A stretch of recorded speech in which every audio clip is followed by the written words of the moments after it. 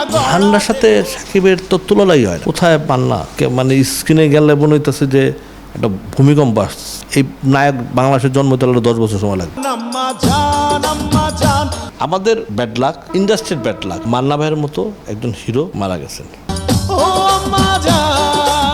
মান্না ভাইয়ের দর্শক তো আমিও ছিলাম, ডাঙ্গা ছবি দেখার পরে তার বক্তৃতার দর্শক আমিও ছিলাম। মান্না ভাই থাকলে ইন্ডাস্ট্রি আরও ভালো থাকতে, দুইটা লোক থাকলে ইন্ডাস্ট্রিতে খুব ভালো পজিশন থাকতো, একটা মান্না ভাই আর একটা জসিম ভাই। কারণ এই দুইটা লোক ইন্ডাস্ট্রি নিয়ে ভাবে, সবসময় ভাবতো। আজকে ভাবার লোক নাই ইন্ডাস্ট্রিতে যে একটা ভাবার লোক বা একটা গার্জিয়ান, সেগুলো নাই এখন। সবাই যার যার নিজের স্বার্থ রেখে বসে রয়েছে চুপচাপ, ওই লোক নাই এখন। তবে এই কারণে ইন্ডাস্ট্রি ধ্বংস। একসাথে তুমি কাউকে বসাতে পারবে না ইন্ডাস্ট্রিতে, এক টেবিলে কেউ সব বসাতে পারবে না। আর এখন মানে এক টেবিলে বসতেও চায় না কেউ, সবাই নেতা হতে চায়। সমস্যা হলো এই জায়গায়।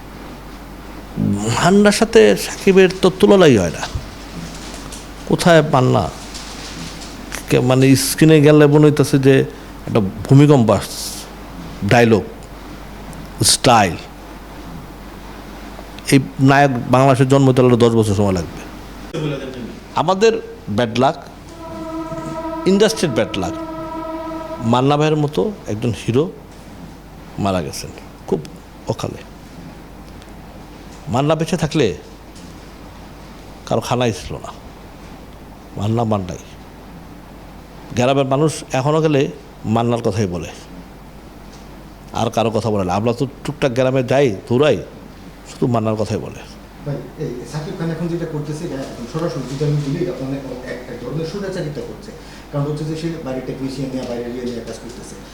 মান্না ভাই থাকলে আসলে এই সুরাচারিতা, মান্না ভাই তো ইন্ডাস্ট্রির মানুষ ভাই, মান্না ভাই তো ইন্ডাস্ট্রির মাটির রক্তের মানুষ। উনি এইসব চিন্তাই করবে না কোনোদিন। মান্না ভাই তো যেই থাল খায় সেই থাল কখনো সেদ্ধি করে নাই। আমি ফিল্মে আমার সবসময় বড় বড় একটা নায়করা ভালো লাগতো। আমি অ্যাকশন ছবি পছন্দ করতাম সবসময়। অ্যাকশনের মানে অ্যাকশনের আমার সবচেয়ে ভালো লাগতো লোকা অ্যাকশনের ভিতরে সোলেনা ভাইরে, জসিম ভাই ভালো লাগতো। আর ওই দিকটা আমার রোমান্টিক হতে ভালো লাগতো ফারুক ভাই, আলমগীর ভাই, রাজ্জাক সাহেব ভালো লাগতো। সর্বশেষ দর্শকদের উদ্দেশ্যে যদি কিছু বলেন।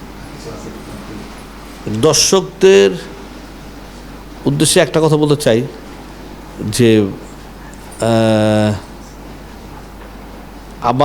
আমি যে কথাগুলো বলছি, এই কথা যদি যাচাই করতে চান বা কেউ যাচাই করতে চায়, তো যে বাবুর টেলিভিশন আছে, ক্যামেরা আছে, আমার সামনে আসবেন, বসে তার পুঙ্খানুপুঙ্খ প্রুফ দেওয়া দেবো ইনশাআল্লাহ।